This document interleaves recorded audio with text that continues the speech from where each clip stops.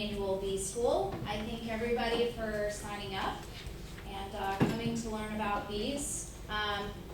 Is this anybody's second time around? We got 1, 2, 3, 4, 5. Did you guys enjoy your first bee school? Yes. All right. So we got some return people. That doesn't speak badly of the classes. It just there's a lot of information to learn about bees. So it's good a second time around sometimes as a refresher course. I guess how many people that are here for bee school have bees already? They're not alive? Okay.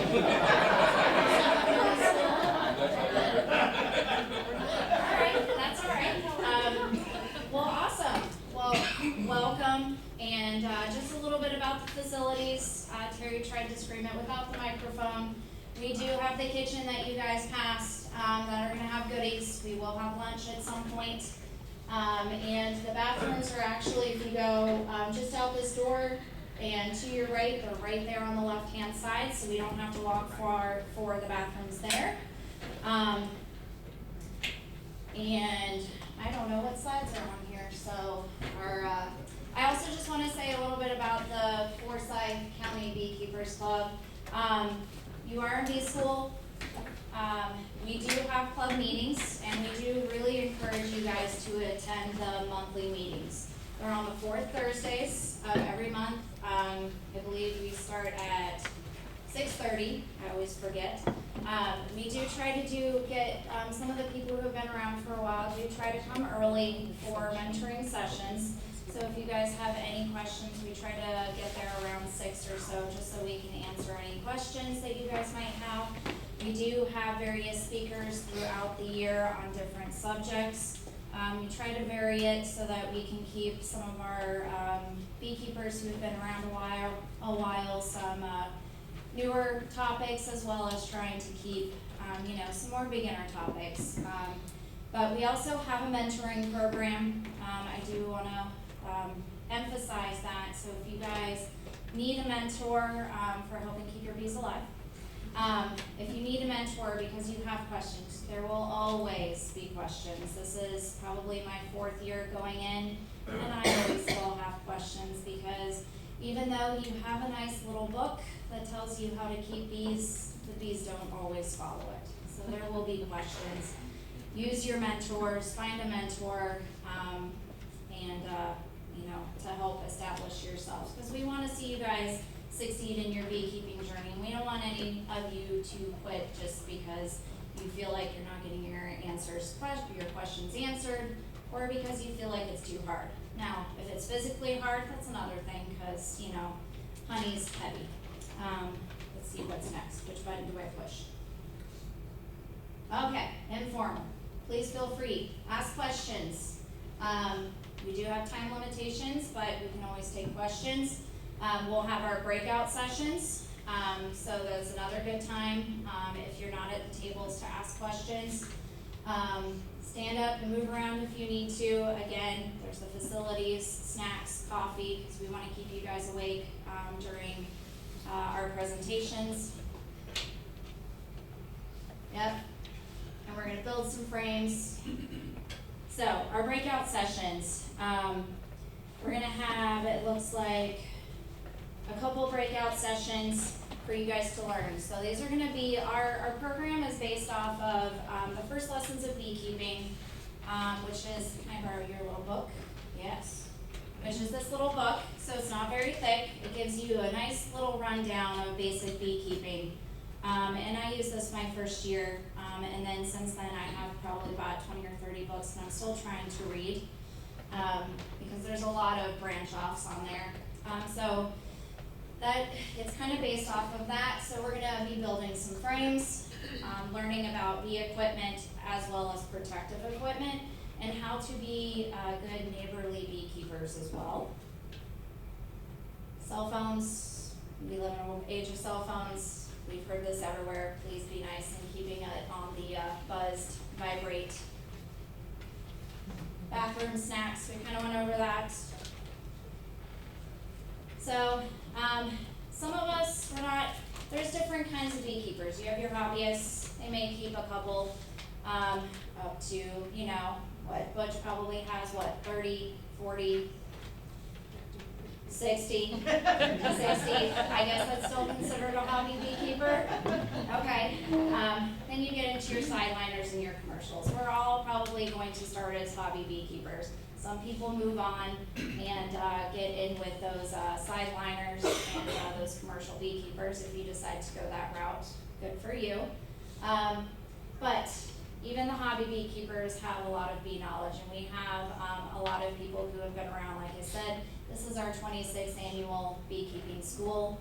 We've been around for at least that long as a club, and so we have some veterans. Learn who they are, because they're the best people to ask questions. There's some people who've been around for, you know, 4 or 5 years like me, who would like to share my knowledge as well. Mine is going to be how to keep going as a beekeeper even when you're frustrated, because you will find that. So just a little bit about that. In the first lessons of beekeeping, we do have disease and disorders. That's the other good thing about our club, is that we like to break up that book into multiple things throughout the year. So we'll have a disease and disorders class. If any of you get inspired, we have a queen rearing class where you get to graft some queens. If we have limited space, but if you can still come to that class and learn, a lot of people will branch off and do that. Diseases and disorders are a really big one though, because unfortunately we have these little pests called varroa mites, and there will be a lot of questions about why did my hive not make it. 90% of the time, or maybe even more than that, it's probably because it's going to be with those. So unfortunately, you are starting your beekeeping experience with pests that cause a lot of problems for your hive. But we are here to kind of help get you through some of those issues.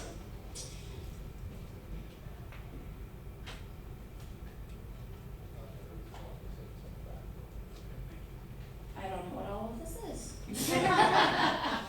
That's our April class. What's that? That's our April class. Oh, your April class. Oh, that's where you want me to go with that? Oh, okay.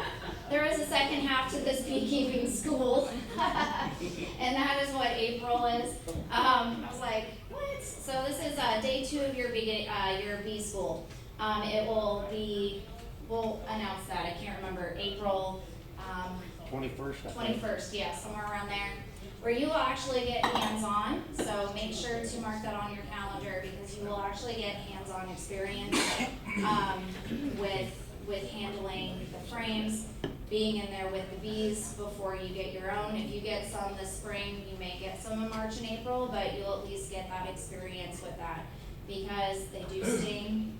But, you know, getting some comfort level, being able to go in, see how the bees will react, is very important. And we'll go over some other things as well, like lighting a smoker. That's going to be a big test and a big frustration for people starting out. So we'll be going over all of that kind of stuff for your second day of bee school.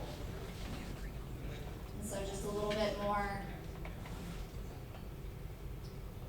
In May is our queen class. Sorry, it's usually around Memorial Day. So, but it's a really good queen class. I already talked about that. Phil has some really good bees. July, disease and disorder class. And then we do have a library with books. Lily is our librarian. And then some other information. The American Bee Journal, Bee Culture is also really good. Another thing, conferences. I love going to conferences. They're so much fun. You get to meet other beekeepers, other hobbyists, people from other clubs. But we have our Georgia Beekeepers Association. It is our statewide Keepers Association, so all of the clubs are kind of signed up and affiliated with the Georgia Beekeepers Association. The other thing that they do a lot that helps our clubs out in the Georgia state of Georgia is our bee license plate program. So you'll see those license plates, you know, the specialized license plates. I have seen a lot more of the license plates for the bees. This money does go towards helping the clubs. Like this year we used it for our speakers. We got a grant for our speakers. We have it for getting teaching hives that we can use in schools, our speaker system, things like that. So it's something that Georgia Beekeepers Association likes to promote. So if you know anybody who wants to help honeybees or other pollinators, this is definitely a good way if they want a snazzy, personalized license plate.